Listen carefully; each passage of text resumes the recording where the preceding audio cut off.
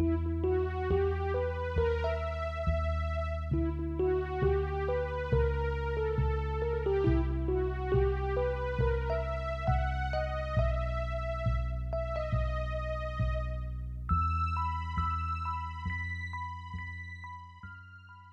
following is a fan-made chapter reading of the Pale web serial novel by J.C. McCrae. The original text can be found at palewebserial.wordpress.com. If you'd like to donate to the author, please go to patreon.com/wildbow. Thank you, and enjoy.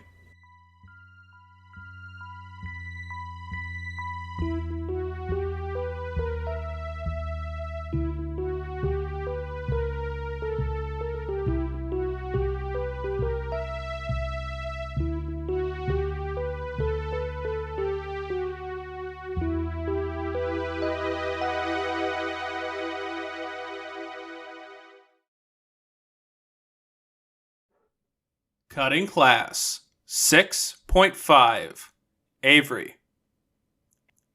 Avery walked laps around the table as Verona laid down the papers she'd scribbled on and illustrated, even throwing the occasional paper so it would settle in an empty spot.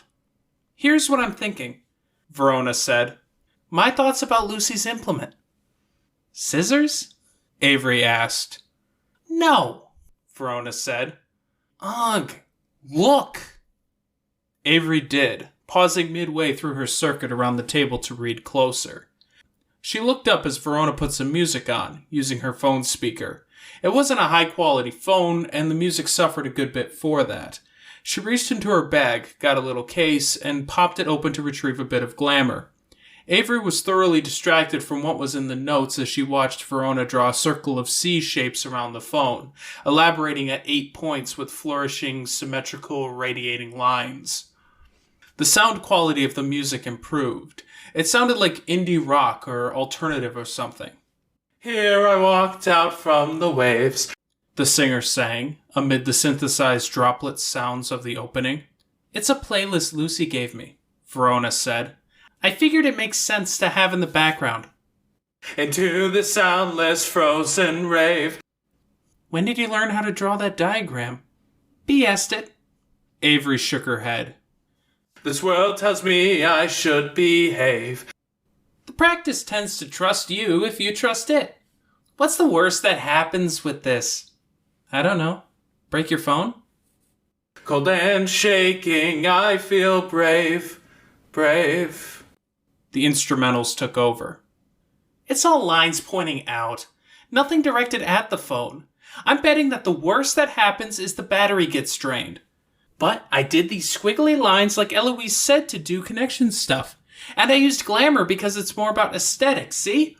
Bam! Works." "Was this during possession class, Verona?" "Some. I kept an ear out, don't worry. I wouldn't let myself get too distracted from a class about magic." "Faceless crowds and concrete facades, buried anger and arrogant frauds. I walk among it at all odds." "You didn't decide on a shape?" 3 big ideas, based on this morning's notes." Avery moved papers to where she could see the writing right side up. "Human seas to empty cities, when does it even end? I'm so at odds, does this even end?" The first was a lantern. The second was a bracelet or a bangle. Considering she had an older sister and a fashionable ex-best friend, Avery didn't know a lot about jewelry or any of that. More instrumentals played from the phone, augmented by the circle. "Why the bracelet?" "I thought, like if you undid it, there could be a hinge, right? And then she could throw it down like we do with certain summons, speed up that transmutation of herself to this badass glamour fighter, or whatever she wants to be." "I would worry about the implications of 2 white girls giving a black girl a shackle." "Not a shackle, a torque or a bracelet." "Keep in mind, Ronnie," Avery said, "she has this for the rest of her life. If it's the sort of thing you have to explain, she has to explain it over and over." "I was lost and scarcely found." "It was my least favorite idea anyway, and I'll defer to either of you on questions of discrimination and stuff," Ronnie said. Which brings me to my third idea. I was home, but hardly round. Verona pushed some papers to the middle of the table toward Avery. There were multiple pages, breaking it down in designs, components. I was free, yet tightly bound. Scissors? Avery asked. Verona reached into her collar and pulled out the scissors. She put them on the table. As a material. The music picked up, intense now. I won't be led this astray. I'm not gonna go your way. I'm not gonna go your way. I won't be led this astray. I don't know how you can carry those like that. It's not so bad. So what we do is take out the pin in the center. That leaves us with the handle and blade, which we then reshape into the handles for the lantern, the length of the bangle, or the upper length. In this lonely crowd and silence loud, I won't be going your way. I'm not gonna be led astray. And using your thing, and Lucy gets something from each of us. That helps her be her. I'm not gonna go your way. I won't be led this astray. What do I give her? Avery asked. You have the scissors, I just have a photo. I have ideas, Verona said. In this lonely crowd and silence loud. Are there issues with the use of stuff from Awakening? I asked Mrs. Grobert about it, and it's not like using the scissors in Awakening make them some huge weak point in me. You can do just about whatever with your photo, and it's not going to have a huge impact on your practice. My feet are battered from these lonesome roads. But it's symbolic, and I like the idea of using our stuff to make something for her, Verona said. My heart is tattered from these ancient codes. How do I give her something like that from a photo?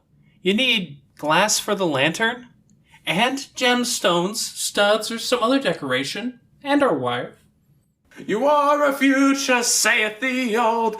How? As the young are left out in the cold.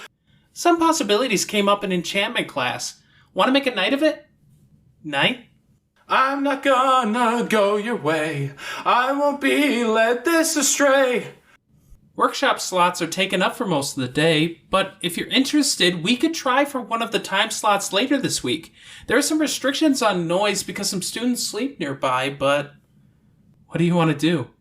Avery asked, nervous. Alcazar. That magic thing where some girl got turned into a repeatedly murdered bunny? I bet we're way more awesome than she is. Avery started. She shook her head. Consider it? Verona asked. Sure. It's worth checking with Lucy about the process. Maybe she talked to Ray and figured out what implement she wants. Could be. I can't think of many things where we couldn't incorporate something fundamental from us into it. I'm not gonna go your way. Avery nodded, thinking about it. She pulled the photo out of her wallet. A bit worse for wear. I won't be led this astray. We have 5 minutes, I'm thinking, Verona said. Want to give it a light tempering? Get rid of some of the crap, clear the way for later? In this lonely crowd and silence loud. Avery rubbed the photo with her thumb. It'll make it more durable. I'm so at odds. Does this even end? Avery nodded. Walk me through it. For sure. We'll check to see we have the tools and stuff we need, if we have time. Possession class was a lot of what we already knew, but there were some good fundamentals, Verona said. Everything takes up space. Where it gets tricky is that there are a lot of things where others will get their hooks into major parts of you. They can take your body sometimes, but not your face, so their face will change over time. There's that single white female doppelganger, Avery noted. I looked it up. That's an old movie. Single white female seeks same, Lucy said. Yeah, like that. Taking over your life and then getting rid of you. But I don't think their face and hair change, Verona said. Then you have the jockeys, which we heard about before from a person I won't name. And in Familis, Lucy said. It's a danger you have to take into consideration if you're going to tie yourself to others or invite them in. I wonder if there's a house jockey, Verona mused. A failure to launch other who moves in and doesn't move out. There is, Timon said, walking behind them. There's a whole group of others who invade human spaces like that. We've got a group of them at home. They're a quote-unquote family that finds ways into people's houses and lives in the walls, back of closets and vents. Thin, twisted people creep out at night and silently eat food, use toothbrushes, wash themselves at the sink. The other kid would be awake under the bed while the house's kids slept, creep out to play with the human kid's toys in silence, then finish the night by urinating on the bed to make the kid think they'd done it. I won't get into details, but we had to bind one that nearly killed an old guy by being really unhygienic about it, to protect people. Why? Lucy asked. Just why? Because monsters reflect our anxieties. Anxiety creates vulnerability, and with all the very basic types of other out there, something's going to find its near enough fit for that point of weakness. Then they evolve to fit further. Well, Lucy made a sound. What do you even do about that sort of thing? Avery asked. Embrace it, Snowdrop said. Strip naked, go live in the walls, eat food like a proper scavenger. I didn't say they were naked, Timon said. I did, though, Snowdrop told him. Some were naked, but beside the point. Sorry to interrupt, just wanted to throw in that, yep, it's a thing. Which class are you taking? Lucy asked. Ku, you? We were thinking one of us should go catch the scourging class. Maybe we'll rock, paper, scissors for it, Lucy told him. You're sharing notes? Timon asked. Yeah, for sure, Lucy told him. You know, you don't have to be in a rush. There's 4 more years. A lot of students take the same class twice because they'll get taught by different teachers. Feels like there's a bit of a rush, Avery told him. Catching up, being ready in case something happens. Something? Timon asked. What's happening at this school? I don't think it's that bad. You might have just jinxed it, Leos, one of Timon's friends said. Some students were still eating the last of their lunches or brought drinks with them as they got settled into the big classroom. Another class with Mr. Bristow. Avery winced. But this class was about coup and claim. Their ability to deal with Bristow, ironically, depended on what he was now teaching. A faint murmur made Avery turn her head. Alexander walked down the aisle between the rows of benches. With more agility than a middle-aged guy typically displayed, he stepped up onto the wooden lip at the front of the stage, then onto the stage, all in one smooth motion. He turned, facing them. Where's Mr. Bristow? A girl asked. Mr. Bristow is preoccupied. He ran into a spot of trouble on the road, Alexander said, standing there with his hands in his pockets. He'd rolled up the sleeves of his linen shirt, which he wore without a tie, and wore business slacks with nice shoes. A bit of his hair had fallen across his forehead, almost a polar opposite to the huffing, sweating Bristow. He smiled. I'll take over his class this afternoon. There was some more murmuring. It was more than Avery might have expected. She turned, watching as benches squeaked. Some students stood. It wasn't many, but it was a few. Cass, Jarvis, Silas, Maddox, and Daniela. In our school rules, we do ask you not leave a class once it has started. It hasn't started, Jarvis said. It has. From the moment I stood up here and the class fell silent, listening. Nah, Jarvis said, but he didn't sound sure. The group of 5 passed through the front door of the school. The room was deathly silent as they went. They'd chosen their team and they were committed to it. What did I tell you? Timon's friend whispered, and the whisper sounded weirdly loud, considering the mood. Timon scoffed, barely audible. The door swung closed behind them. It didn't bang, but there was a bit of wind that rolled across the room. Mr. Bellinger tilted his head to one side, apparently looking out the window at the departing students, who made their way to the other classroom. There was some shuffling as students turned. Stay seated, Alexander said. Students that were rising from their benches to move to a better vantage point sat back down. Mr. Sunshine doesn't like late arrivals and locked the door. More's the pity, Alexander said, smiling like he was enjoying himself. Now, class had begun, and we continue. Let's quickly go over the terms. Coup, claim, ownership, inheritance, all things rooted in possessions. If you took the possession class this morning, you'll have heard some of this come up. They matter if you care about keeping ownership of your body, and these are things you use regularly, even if you aren't. The front door rattled as the 5 students tried to get in. Oh, is it locked? If the side doors to the school are locked as well, they'll have to occupy themselves outside all afternoon. There were some light laughs from the assembled class. It's petty, isn't it? Counting coup. If you have a claim to something, it finds its way to you because you have more right to it. In contested ownership, 2 or more people have a claim and they play their game of tug-of-war. If you count coup against someone, you'll find those petty moments, or the subtle ways you can undermine their claim to something, and effectively increase your own claim. Each win tug in your direction, even if you simply attack their character. If you wish to score any wins at all, well, life rewards winners. Avery looked back. One of the students was peering in the window. Nicolette, Chase, Seth, and Y were at the back, near the entrances to the hallways. She'd guessed they'd locked the other doors.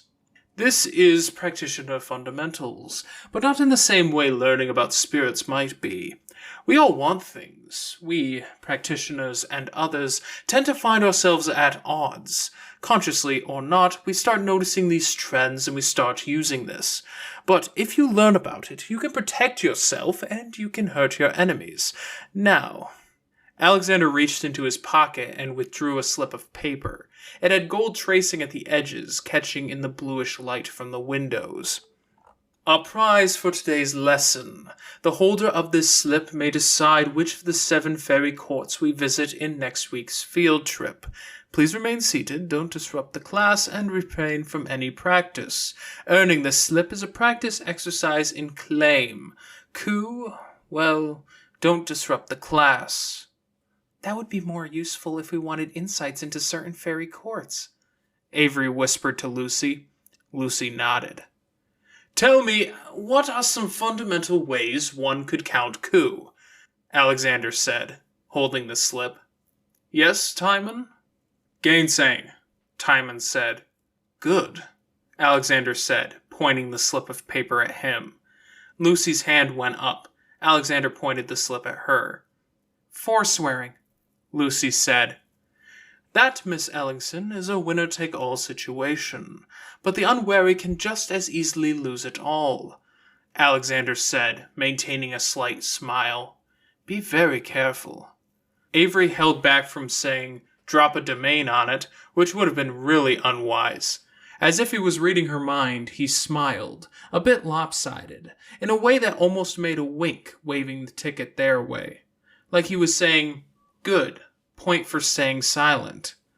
Punch him in the nose? Hadley Henniger called out. Do raise your hand, but yes. And punching them in the throat? I'm only going to count the 1 case of physical violence. Anyone else? A hand went up. You said undercutting them verbally. Yes, verbal attacks as well as physical. Attacks on reputation, finances, family connections, Alexander said. But these things can be subtle. You may be left wondering how much of a difference it really made. So tell me, how can you secure it or better tie them together? Hands were going up all over the room now. Rule of 3, Verona said. Driving it in 3 times. Good. Declare your intentions. Very good, yes. Swear you'll get something, and the spirits will be watching closer for each punch in the throat, verbal retort, and gainsaying. Each will land with more emphasis. Of course, there's a risk there. What if I have something, such as this ticket? How do I keep it? Fernanda. Don't engage? Fernanda asked. You jumped straight to the example I was going to use to lead into my next part. Okay, what happens if I don't engage? What if I walked out of the classroom now, went into my office, and took a nap? Anyone? There were a lot of eager answers. You'd ask, wouldn't you? he asked. Who wins? What happens? And there would be sentiments that one person or another would deserve it, with pressure for me to deliver. You can hold off. You can protect your possessions and hoard them away. You can hide, withdraw, and your opponent can try to count coup or build up a claim in your absence. It won't do them much good. He hopped down to the floor below the stage and walked down the aisle. There's a drawback to this, a weakness. Anyone? Any guesses? Phrase it as a question if you're not sure, but even a wrong answer is worth some credit. To try and fail is worth more than not trying at all. If nothing else, it reminds the spirits you exist and you're relevant. A boy's hand went up. Yes, Erasmus. The chubby boy leaned out into the aisle to be seen. Is it that you can't hide forever? Theoretically, you could hide indefinitely in many cases, but it's not a bad answer. Avery tried to picture it, having something she wanted, holding onto it, hiding, playing keep away. She knew of a relevant example. Her hand went up at the same time Fernanda's did. Avery Kelly, Alexander said. I saw your hand too, Fernanda. Hold on. Is it that when you take your shot, it might be for nothing if they've cornered you? All right, and Fernanda? Same answer, different wording. Then credit to you both. Yes, when you emerge from hiding or when you want to use what you've claimed, that may be the pivotal moment that claim matters. Everything can slip from your grasp at once. The spirits do like their drama. Avery sketched on her notebook, scribbling out a square, then end of summer. She nudged Lucy, who looked over. Lucy nodded. If they wanted that collection of the carmine beast's fur and meat, then maybe there was a way to it. Little wins, counted up, reinforced, then put into effect. She paused as she wrote. Then she added another note. Works both ways. Whether it was Matthew or Marichka, or even Charles, the culprit had to know about some of this stuff. Matthew and Charles had been practitioners, and Marichka had been around long enough. Were they slowly building up that claim and coup even now, while Avery and her friends were busy trying to catch up? Let us pause for a second, Alexander said as his pacing took him back to the stage. He leaned back against it, holding the ticket high. Take stock. Who's winning? Who has more claim now? There were some murmurs. Me, Fernanda said. Being bold and clear counts for something, Alexander said, twinkle in his eye. What about our 3 wild practitioners, Wait, Erasmus said, standing. Why? Sit, Alexander said. Manners, and raise your hands. Erasmus raised his hand. Alexander nodded. Why do they get counted together? Why, indeed. Because groups can claim more easily than individuals can, if those groups are unified, and those 3 are, Alexander said, looking like he was having too much fun. There were murmurs across the room as students started whispering alliances. Avery was very aware that she'd had some vague plans to send one of them to Mr. Sunshine's class to learn some of that stuff. But they'd stayed, because Alexander had their attention from the get-go, and they'd wanted to see what happened next. Claimed them. A bit spooky. Which court are you going with? Fernanda asked. I'm thinking of 3 courts, Verona said, holding the ticket. We could be swayed. Or you could sell it, Fernanda said. To you? Lucy asked. To whoever. That's what I was going to do. I've seen a lot of the fairy courts myself already. Well, we'll consider it. I think we have until next week. Until the end of the weekend, please. Alexander raised his voice at the back of the group as they filed away. We have to reach out and make arrangements. Avery, walking backwards so she could face Lucy, Verona, and Fernanda while they talked, met his eyes and nodded. The class had ended and they were all going their separate ways. The 5 kids who'd been shut out of classes were gone, and others were off to relax, get food, use the washrooms, with the washrooms closest to the main classroom getting claimed first, and just stretching their legs. Lucy unnecessarily steered Avery around to keep her from bumping into Talus and make sure she knew that she was stepping as she reached the stairs. Snowdrop was already watching her back for one thing, and she did have the Zoomtown boon, which was a minor thing that made it easier to steer clear of the masses. I think I'm going to go put on a swimsuit and swim in the river until it's time to eat, Fernanda declared, loud. Who's with me? I am, Lila said. It looked like a lot of boys were making sudden, silent changes of plan, too, which was fair considering it was a dry heat right now, and felt twice as hot since they'd been inside. Avery's skin prickled, and she closed her eyes for a second, thinking about a hard swim. It would be so nice, except for the Fernanda part. You're into it, Verona whispered, bumping her shoulder into Avery's arm. What? Fernanda? Really? No, Avery said. A swim would be great, though. A swim with Fernanda. I thought Lucy was giving you a hard time about your taste in girls. Well, like Avery's big older crush, Lucy protested. That was a little weird. But Fernanda? Verona asked, crowding Avery. Fuck off, Verona. So you weren't thinking about Fernanda? I was, but... Aha! But not... Not that way. The opposite of that way. I think Fernanda and Avery would make a good pair, Snowdrop said, looking off to the side as Fernanda flounced off with Lila and a few other girls and boys trailing after. Snowdrop, honey, Avery said, I know you've got your rule about how you talk, but no, don't take Verona seriously. We've got other plans anyway. Thank you, yes, Avery said. When I was thinking about swimming, it was with regret that we'd have those other plans, and I also regret that Fernanda would be swimming too. We'll have to figure out which workshop Jessica's ritual is being held in. I think Alexander's showing up, so once he's done answering questions, we can go with, Lucy said. Yeah, Avery agreed, craning her neck to see, as they stood in front of the stairs to the school. Students were spreading out, some heading to workshops, others to the field and picnic tables. More were inside, weirdly on this nice summer day. This'll be interesting, at least.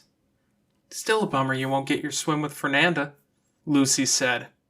Ugh! Avery said, clutching Lucy's shirt, shaking her a bit.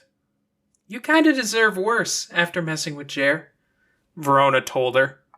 I did message him. You did, and it bummed him out a bit, I think, even if it helped. And that sucks, Verona said. There was no humor in her voice now. I don't have a ton of people I don't mind being around. You pulling that stunt with my phone? That made it harder with him, not better. That wasn't what I intended. Sure, Verona said. She seemed to get less emotional as she talked. I know, but it sucked and it sucks, really. I just want to say, I'm joking with you now and I'm trying not to think about it while I keep things light, but I'm just getting more... It sucks, Ave. Maybe take 5? Lucy asked. I can talk to Avery, or I can keep you company. Nah, Verona said. I don't want to miss anything. Avery sighed. She looked between Verona and Lucy and digested that, before giving her most sincere, insufficient, sorry. She wished she was better with words to be able to elaborate on that. Good, Verona said. Then apology accepted. I only wanted to... Avery started, but Verona scrunched up her face. Verona shook her head, already messy hair getting a bit messier with the motion. Let's not keep talking about it. You apologized. I accepted. Now I want to forget it happened. Avery was a little caught off guard by the sudden change in direction, and floundered silent. We know these buildings are occupied, right? They have projects ongoing. And then this one gets some use, and Ray taught in this one, Verona asked, speaking aloud as she walked off. Only one of the buildings doesn't smell like meat, Snowdrop declared, following Verona. There weren't a lot of animals around. Which one? Verona asked. I would have thought the wards that kept the bugs out would be keeping bears from wandering on campus. Yeah, Snowdrop said. They use wards to screen out the little stuff and catch the occasional bear for sacrifices and junk. The two walked off a bit. Avery turned to Lucy. Just go with it, Lucy said. I really didn't mean anything bad. I know. Me either. And she let me off the hook when I joked about it too. But go with it. Ugh. You've got your semi-secretive thing with Verona later this week, right? Ugh. Don't worry about it. Verona's weirdly easygoing about some big stuff and intense about little stuff. But she said she accepts your apology. I don't, though. I'm not sure I'm over feeling bad about it, Avery said. It's like you've got your thing going and you're so close and...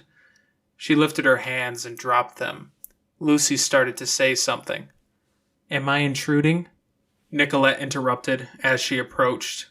Avery tried to decide, then shook her head. A bit, Lucy said, but we can go over it later. Seems like Durocher is a bit pleased with you three. Alexander finds you amusing, and Raymond likes you in his own way. Nicolette said, Some of the more ambitious students might pick up on it if you keep going this route. Lucy frowned. We wanted to remain neutral.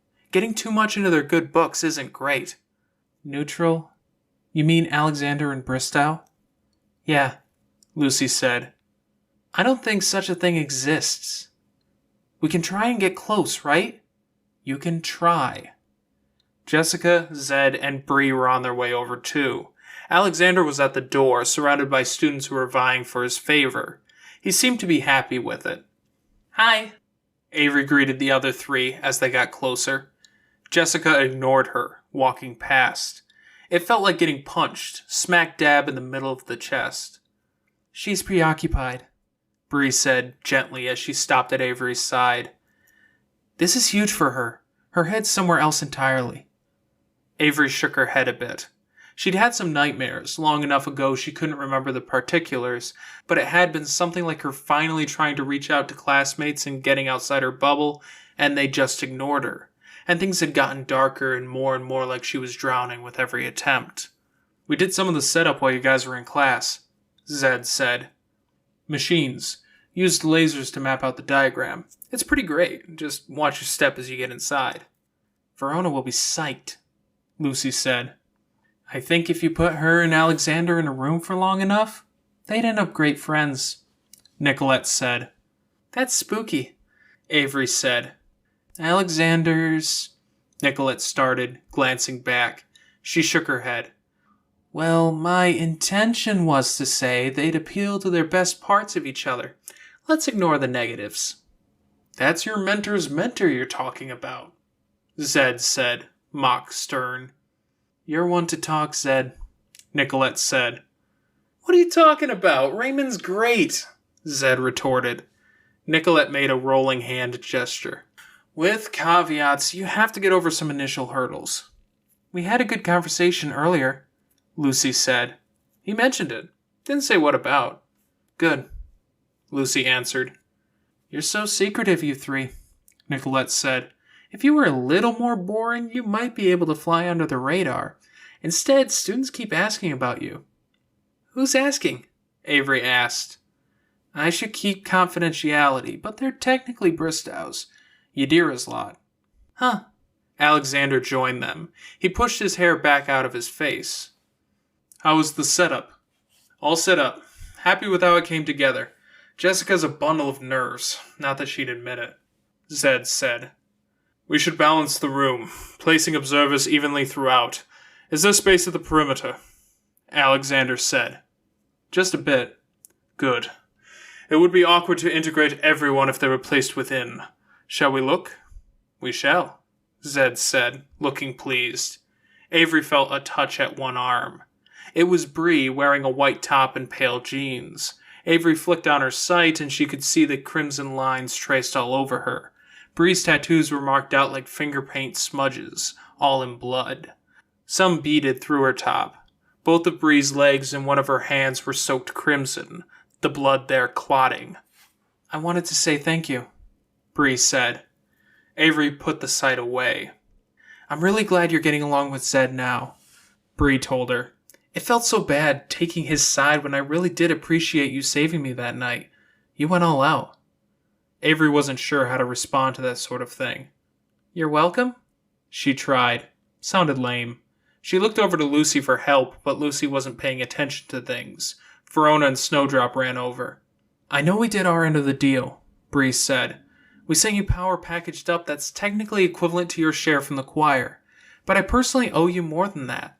I talked to Verona that night, but I feel like if I tell you this, I can trust you with it more. Tell me what? That I owe you one, still, for not letting they were goblins? Avery nodded. For not letting them kill me or whatever they were going to do. For getting me out. For saving me that night. I owe you. So you can call that in and I'll do my best. And I think you're good enough kids you won't abuse that. That's dangerous, I think, in this world, Avery said, quiet. Probably, but if we're going to make this world less dangerous, less awful, doesn't it start with stuff like this? Maybe. I've got a long way to go still, Bree said, staring at Zed's back. Zed was laughing with Nicolette. I took too many lives making it through. How do you ever fix that? I don't know. That's a little crazy heavy for me right now. Me too, Bree said. Right now and every now. Sorry. Let's go look after our important people. Give Jessica some support. How's that?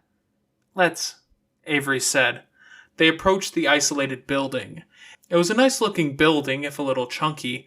Like the big room and adjacent building had been placed down and then they'd conformed the nice-looking exterior around it. Lucy was waiting for her. She gave Avery a one-armed hug. It might be too warm for physical contact, Avery said. Not that I don't appreciate it. Want me to quit it? Avery shook her head. Snowdrop came around the building and gave her a hug too. Want to change to a more convenient size, kid? Avery asked. Snowdrop did.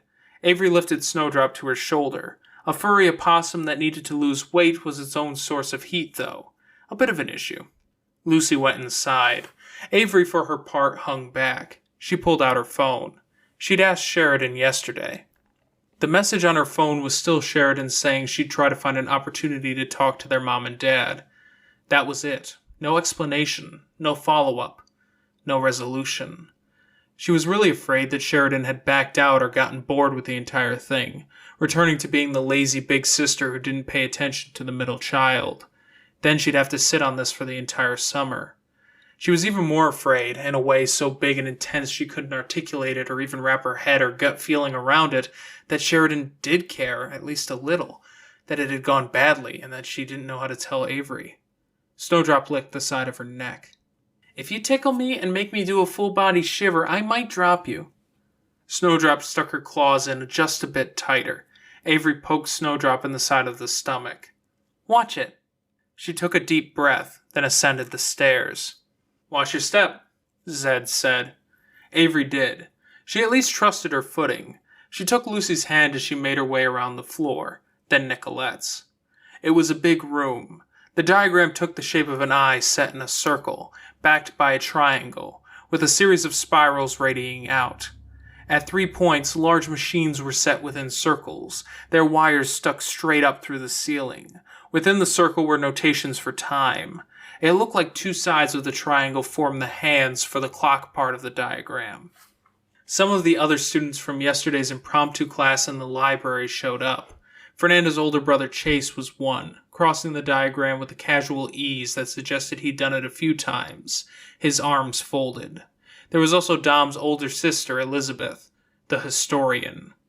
Jessica, wearing her raincoat, was in the center, kneeling. Surrounding her were small objects, a notebook, a pack of rainbow-colored chips, a board with a pattern painted on it, a folded-up swimsuit or something, a ritual to look into the past. Eloise entered, and took up a spot at one point of the triangle. She looked around, and Schwarzmugel rose up out of her skin to look around, before leaning in closer to whisper in her ear. Zed? Alexander asked. Zed was talking to Nicolette and Bree. He looked up. Take the console. The console was another part of the triangle, one of the 3 machines. Eloise at one, Zed at another, and Jessica at the center. Seth was a late arrival and had to travel a 3/4 circle around the room, squeezing past Avery on his way to the open spot. Avery was more worried about the possibility he might mess with the chalk than she was worried by the weird and possibly unnecessary squeeze. One step to the left, Lucy. Careful, Alexander said. Lucy took a step. Good, Alexander intoned. The 2 doors in opposite corners of the square room were open, and light filtered in through the curtains. A lot of the people present, Alexander included, had a faint shininess to their skin where the light caught it, fine beading of sweat. Avery could only see a bit of Jessica's face, but it was drawn and tense. Jessica wasn't looking at anyone or anything in particular as she sat in the central circle, head hanging, breathing deep. "Miss Kasabian?" Alexander asked. "We only get to do this once?" she asked. "We only need the once." "Talk me through it again," she said. "You are seeking an echo of your lost cousin. The echo has strayed, and we want to bring it here. 3 possibilities exist. The first being that it has wandered. The second is that it has been lured away by something or someone. And the third is that it was tainted. It may be a wraith, specter, or complex spirit now. We won't know which it is until it's here." Jessica nodded. "The ritual looks to the past and conjures up a detail-perfect representation of the moment the echo came to be. Zed is handling that work with 3 machines that can detect various aspects of the past as major structural points to build on.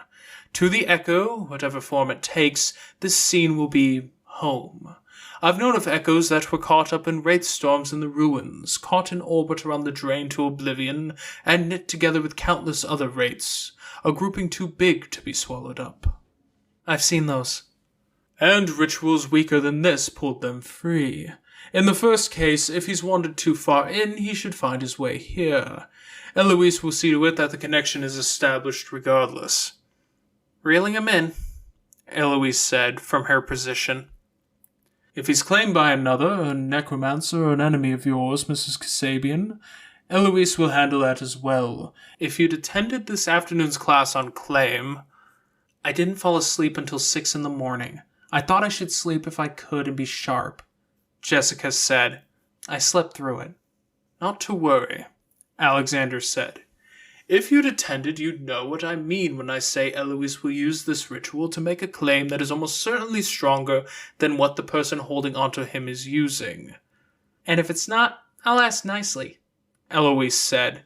"And if they still say no, dear Schwarzmugel will reach out along that connection and give them a bit of cancer of the soul, and I'll mark them so we can find them. Then we rally up a posse, find them, and get your echo for you." Avery looked around, wondering if anyone else was as bothered by that cancer of the soul line. She was glad to see Lucy was frowning. Jessica was just nodding. "I would be very surprised if it came to that," Alexander said. "I've seen nothing to indicate it as a possibility." "Reassuring Jessica that the bases are covered," Eloise said. "The circle you're standing within, Miss Kasabian, will bring him to you once he's here. In the event that the echo is not healthy and pristine, Zed will make an adjustment and the dividing line in the middle of the circle will become a barrier. This is to protect you from him. Do not panic. Maintain eye contact. I and my apprentices will handle the analysis and clarification." "We're good with immaterial things," Nicolette said. "Seth, Chase, the barrier?" "Simple barrier around the building," Chase said, "keeping anyone from waltzing in." "This is a lot," Jessica said. "It is," Alexander said. "Best to do it right." "I mean, what do I do? Talk me through that." "Stay where you are. Watch. Don't move. Don't panic. Trust that we have it handled." I don't. That kind of trust doesn't come easily." "Then try and put us out of your mind. Focus on your cousin. Make eye contact, where possible. Stand firm. If the barrier divides you, wait. If not, he'll come straight to you. You know how to handle echoes." Jessica nodded. "Are you ready?" Alexander asked. "I don't have the power to pay for this ritual," Jessica said. "Mrs. Kasabian, Jessica," Alexander said. He sounded exasperated. "We discussed this last night. If your lack of sleep was bad enough you can't recall, maybe we should postpone—" "I want to hear you say it again." "I do have the power expenditure covered," Alexander said. "No obligation besides what we've discussed." "My undying loyalty?" "Only the usual trust and loyalty you can extend to me as a happy student at my school." "Why are you doing this besides that?" Jessica asked. She still wasn't looking at him. Power doesn't come easy. Frankly? Alexander asked. I wouldn't make light of your circumstances or the seriousness, but something like this, well-crafted, complex, done well, it's why I practice. Whatever roads I travel to get here, this is the sort of endpoint I strive for. This is fun for you. Yes. I'm sorry, it doesn't mean I'm taking it any less seriously. But yes, I like complexity, interplay, in the games between practitioner and practitioner, or practitioner and other. Selfish. If you choose to see it that way, you could say that. She climbed to a standing position, being careful with the chalk on the floor. It's fine. If you gave me an answer that wasn't selfish, I don't think I'd believe you. Can I ask? Bree raised her voice. This is the time to ask questions, Alexander said. What's my role, or our roles, on the perimeter? Avery nodded at that. To see what good practice can do. If you'd keep an eye out for trouble, that would be appreciated. And if the echo comes to us as a wraith, a complex spirit, or something in that vein, or if he's been taken and the owner tries to send something at us to discourage us, you could help. Under no circumstances are you to destroy him. Protect yourself and protect the people on either side of you. How do we tell the difference between him and ascending? Avery asked. If it's him, or something in him is there, he'll go to the center of the room where Miss Kasabian is. If it's not, it's liable to go after Zed or Eloise. But I really do think it's less than a 1% chance the echo has been taken, and if that's the case, less than a 1% chance the person who took it could conjure up an effective sending to challenge us here. Even lower chance they'd make it past me without me detecting it, Eloise said. Anyone else? Alexander asked. Questions about roles, about the ritual? There were none. Avery watched Jessica, who had one hand up her arm, fingers of her right hand tracing the blackened skin-tone loon marking on her left arm. The hand of her left arm dangled, and it trembled a bit. Say when, Miss Kasabian. Start it. Zed threw a switch. Machine 1, a death camera. It caught imprints of old echoes. We tore out the guts and built something more robust, refracting out the images to capture accompanying scenes. Felt right to use it as the primary delivery mechanism. The machine hummed. The lines on the floor took on a faint glow. Avery felt the small hairs all over her body stand on end. The room around them darkened. The sunlight fading like a cloud had passed over the sun. Dull, blurry images surrounded them, too incoherent to make out, with the same rippling and bleeding of the edges that the echoes had. The campus is protected from minor pests like dull echoes, Alexander said. No pollutants visible. Reassuring. Keep going. Machine 2. Cursed phone called back to a point a year in the past. The guys on the other side would trace the call, pass it on to a linked group that would plan and arrange the murder of the person calling a minute after the call ended. We cleaned it all up, got it spick and span. Hope so, Jessica said, not moving.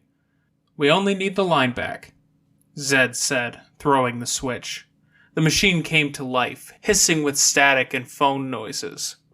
The hiss and static materialized around them. It was visual noise, too, like a downpour, all around them. The blurry blotches of white became detailed, but the detail was lost in the visual disruption of rain coming down. Machine 3. Television of the future. Color television from 1965. Turn it on and you'll see yourself as a kid on the screen, while the you of then would see the you of the future at the same time.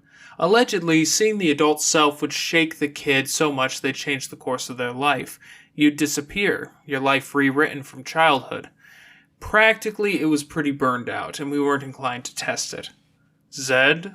Alexander said. Sorry. I'm happy you enjoy what you do, but throw the damn switch while you're at it. Zed threw the switch. I wonder what would happen if Zed the kid saw Zed the adult. Would that make things better or worse? I don't think it's worth the risk we lose the Zed of today, Bree said. Gag me, Chase said. Shh, Alexander said. Around them, the image was clarifying, taking on color and detail. The room continued to darken and images appeared around them. A river with some wooden buildings nearby, indicating what looked like a crazy huge shack that appeared to store a bunch of boats, some on the ground level and some on the rafters. There was a dark, blurry image in the center, and men loomed nearby, shouting something indistinct. There was another sound, pulsing. "Tweaking it," Zed said. The pulsing became a dog's bark, relentless. "Kid, stop fighting." "Let me go or go get my mom," the kid shouted, voice faint. He rattled off something in what Avery assumed was Ojibwe. "She's not answering. Stop playing games." "Then I'm not going anywhere. I didn't do anything wrong." "You stole," another man shouted. "And you broke it. It cost more than you're worth, you little shit." 3 grown men ganged up on the blurry patch in the middle of the scene. "You could try calling her from the station." No, I can't. You can't. I can't say anything to the police without a parent present. I have to ask for my mom, and I go nowhere and say nothing until my mom's there and a lawyer's there. This isn't your television shows from the United States, kid. You don't get a lawyer just like that. I need my mom or I'm not... An officer reached for the kid. The kid swiped out with the fist. "You just hit an officer. Do you know how much trouble you get in for that?" "I'm not going anywhere." They're fucking teaching them to fight us from the time they're this young. It's ridiculous. The officer picked up the blurry patch. The boy screamed, blood-curdling and frantic. Jessica flinched, and Avery flinched to see Jessica flinching. "Eloise?" "Yep. Brace yourselves. We don't know what kind of state he'll be in as he comes through." Avery looked around herself, thought about grabbing a shelf on the bookshelf, then thought twice. If the shelf fell and the books tumbled... Snowdrop's nails bit into her shoulder. She put a hand up on Snowdrop. Her greeting being ignored by Jessica had felt like a hit to the chest. This was almost the opposite. It hit her like a punch, but it crashed over her like a wave. Emotion. Terror. Terror at being so small, surrounded by bigger men. At everything being so out of control. At the prospect of trouble. Certainty. Certainty that there was a way things were supposed to be. Rules that were supposed to be followed. An order to the world. Do this, get rewarded. Do that, get punished. Wrong. No, that was the wrong word for it. But it was right, too. It was a betrayal of that certainty to that fear. It was a feeling of loss. The whole world draining away with what was being lost. Things wouldn't be okay. The call wasn't reaching Mom, and Mom wasn't coming to make it all better. The patch became an echo. No line crossed the middle of the circle Jessica was in.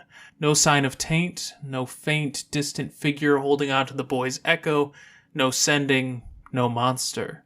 The boy said something in Ojibwe, with a Jessica in the middle of it. "Let's get you home, then," Jessica said. She didn't break eye contact as she reached into her pocket and pulled out a small jar. A firefly buzzed within. "Want to climb in? I know a handsome fellow who needs you to bridge the gap between the child he was and the young man he is now." She said something else, like a term of endearment. The boy took a step forward. The lights in the room flared bright. Machines squealed, chugging, and Zed could be heard swearing. Avery blinked as her eyes readjusted to the abrupt disappearance of the diagram. Jessica was still, holding the jar. "Oops." The word, a woman's voice, recontextualizing everything. Jessica's stillness, the abrupt change back to the room. "I would call you an idiot, but I do think you knew exactly what you were doing," Alexander said. Avery's gaze snapped to him. She looked the other way, following his gaze, and saw Bree on the ground. 2 of the children from the Hungry Choir stood next to her, and beside her, a large glass was on the ground. The containment spilled across the floor, across chalk lines. Shelley Allitzer stood in the doorway, expression blank, silver all over her body glittering. Avery clenched her fists. "I had no idea what I was doing," Shelley said. "Couldn't see in the dark. Bumped into her." One of the Hungry Choir children growled. Another one paced away, but stopped at the edge of the diagram. He turned to face Seth. The sound of music rose. "Don't," Bree said, quiet. She reached out and touched the kid. Back. The kid flickered and disappeared. Bree grabbed the girl that was facing Shelley, and that one disappeared as well. "Why?" Zed asked. "The barrier." Shelley shrugged. "I see a big keep out sign and I get curious. Sue me. I'm good at ducking through barriers." "Enough," Alexander said, angry. He crossed the room, mindful of the chalk. "Enough. No. You need to go and you need to leave this campus before harm befalls you. The safe passage Bristow guaranteed you is very thin at the moment." Avery watched Alexander walk past her. Then Jessica moved, pushing Alexander and striding forward. "You would die if you tried," Shelley said, rising her chin, staring down Jessica. Jessica stopped. Alexander stopped at her side and she backed away from him, with a fierceness like he'd burned her. "Fuck you," Jessica said to Alexander. "Fuck you and your stupid games and your rivalries.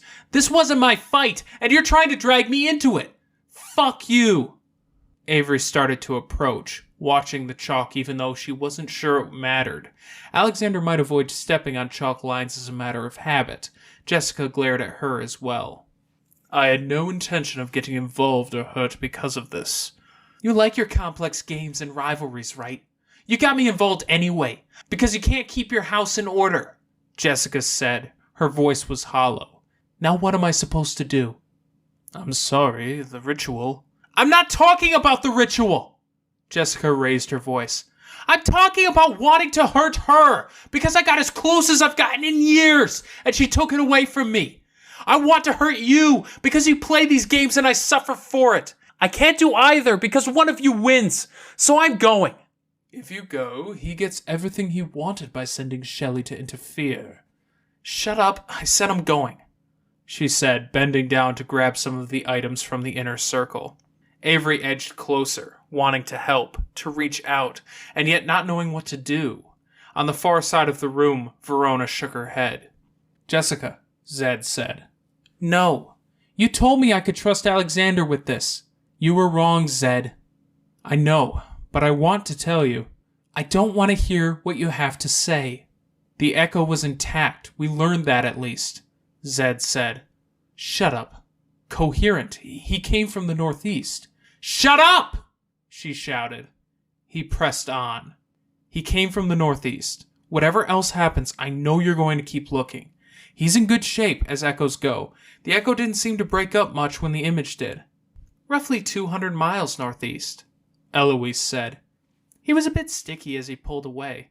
I'm betting it's a minor incidental halo." Jessica didn't say another word, striding from the room. "Just acknowledge us for 1 second?" Zed raised his voice. "Listen, you'll be glad you did when—" But Jessica was gone. She fought so hard for every small lead, and we got some big ones. "I know it sucks to get close," Zed said, shaking his head. "It's not about that," Lucy said. "About the leads or getting close." "You don't understand," Zed said. "Everything has been about the leads and getting close these last few years when it comes to Jessica." "I don't know her enough to say," Lucy said, quiet. "But I do know that sometimes it's more about proving to yourself that you can count on someone, even if that means making herself that someone for her cousin." There was a loud clearing of a throat. "Well," Shelley said, "hate to interrupt, but you guys seem like the sort to talk forever, and I actually did slip in here to pass on a message." "I think you've delivered an adequate message, Miss Alitzer," Alexander said. "Nah," Shelley said. She pushed past Bree, stepping into the puddle and tracing the wet across the chalk. "I'd take my shoes off before entering, but fuck niceties, right?" Avery tensed as Shelley got closer. "We saved your brother," Avery said. "Was that you? Huh. Small world. Now get out of my way." "Miss Kelly," Alexander called out. "Get out of her way." Avery grit her teeth, lips pressed together. To her right, Lucy looked ready to spring to action. Verona was off to the right, a spell card in hand. Me? Nicolette asked. Avery turned. Shelley moved, pushing her aside, and Avery landed on the ground. Snowdrop almost fell from her perch. Nicolette backed up to the wall, drawing a feather from the back pocket as Shelley got close. Shelley leaned in close, whispering. Avery watched as Nicolette's wariness gave way to a series of emotions. Eyebrows up, eyes widening, then eyebrows down, tongue wetted her lips, eyes focused on something, like she was deep in thought. Concern. "Are you done?" Alexander asked. Curt. "I'm done, yes." "Then leave, and tell Lawrence I want to talk to him." "You said you'd want to, after. Not to worry. He'll meet you at his convenience tonight. His car is still in the garage. You'll see. It was a cute trick." Alexander didn't respond. Shelley walked out, casual, feet splashing in the puddle of juice. On her way out, she kicked the little bit of wood that was propping the door open, and it swung closed.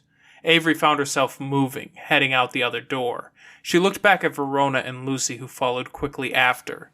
Alexander raised his voice. "Back me up?" she asked. "Nah," Snowdrop said. The opossum hit the ground running. "Slow down," Lucy called out. Avery pulled the charm from her bracelet. Hockey stick, thoroughly enchanted. She rounded the corner, saw Shelley, and called out, "Hey!" Shelley smiled, turning. Her thumbs were hooked into the belt loops she'd cut into her own skin. "Why?" Avery asked. "Why? Why, when things are going well for someone who needs it, why would you do something like that?" Snowdrop, fork in hand, caught up, then immediately started circling around to flank Shelley. "I don't like the practice much, I guess. Creeps me out," Shelley said. "We helped Daniel as best we could. We were kind to him, really kind considering the circumstances. He seemed to like us. We helped keep the fairy from taking him. Do you not like him?" "I'd do just about anything for him," Shelley said. "He's a sweetheart." "Then why? Why hurt us? Why help Bristow when he put Daniel in such a dangerous situation?" "Avery!" Lucy called out. Lucy had caught up. Verona was right behind her. "Then there were two little witches," Shelley said, eyes narrowing. "I don't care about you one way or the other." "Why hurt Jessica? Has she done anything to you?" "Nope. Don't know her." "Maybe the melodrama of that moment rankled a bit for me," Shelley said. "Do you have any humanity at all?" Shelley's eyes widened, her hand going to her mouth, then to her heart in mock shock. "Ooh, if you see any, can you let me know? I've got some freshly sharpened blades. I'll cut it right out." "It's not worth it, Avery," Lucy said. "Then what is?" Avery asked. "There's so much awfulness in the practice, so many monsters, so many scary things. We can't have one nice thing, one reunion, one fix." "Little girls with hockey sticks," Shelley whispered, hand cupped by her mouth. "They're the scariest thing out there." "She got a lead, Ave," Lucy said. "A huge disappointment in the Blue Heron Institute and disappointment in herself for letting herself buy into this a bit. But Jessica got a lead. It's not a total wash." Verona had caught up and Avery hadn't noticed. Verona paced, silent. Avery looked back and saw that most of the others had emerged and were staying at a distance. "I don't understand it," Avery said, voice tight. "It's senseless." "It makes a lot of sense." Avery turned, looking. It was Verona who just said that. "You can go, Shelley," Verona said. "Of course I can. I was just going to wait and see if the red-haired one was going to try something." "She's not. Not here and now, unless you force it. I swear it," Verona said. Avery looked at her friend, scandalized. "Don't make me a liar," Verona said. "What you want? I don't think this is it." Avery relented, though she didn't relax. She let the hockey stick fall to the grass. Shelley sniffed, then walked off. "You said it makes sense?" Lucy asked. "She's a counter to Fairy," Verona said. "I don't..." "Oh," Lucy said. Avery, tense, watched the bright-eyed woman leave. Snowdrop came to her and hugged her. Avery, otherwise motionless, hugged Snowdrop's head to her chest. Fairies make deals, Verona said. They're really, really, really good at it. Slipping in tricks and wording, baiting you in, messing with you, whatever else. Shelley and people like her counter fairy. Makes more sense now how the file on her said they don't live long, Lucy said. She seemed like she changed her mindset, maybe on purpose, retraining her brain, maybe automatically being bright-eyed. Made herself literally impossible to deal with. Unwilling to be reasonable or equitable or fair. Unwilling to stick to deals. Unwilling to see other points of view. Except looking after Daniel, Avery said, rounding out the thought. And following Bristow, I guess. She disengaged from Snowdrop, picked up her hockey stick, and shrunk it down to a charm again. She turned around, one hand on Snowdrop's shoulder. The people who had been there for the ritual had gathered together. Some were talking, but Nicolette hung back, at the rear of the group, her eyes on them. What did she say to Nicolette? Avery asked.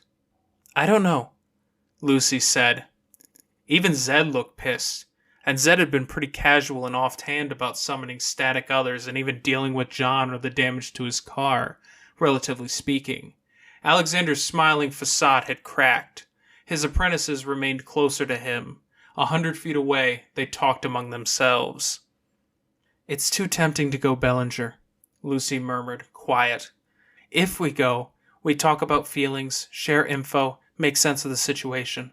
But I feel like we end up Alexander's pawns in this shitty fight. Kinda, yeah, Verona said.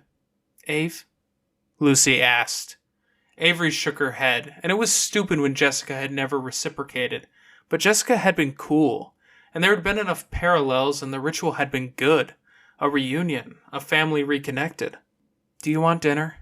Lucy asked. I guess, Avery said. But if I see Shelley, I feel like I'll get mad again. We'll deal with that when it happens, Verona said. Avery nodded. This was a declaration of war, Avery thought. The Canet others are already holding down the line back home. We can't afford to get wrapped up in this, too. She clipped the little hockey stick charm to her charm bracelet, then rotated it, so it wasn't an easy reach.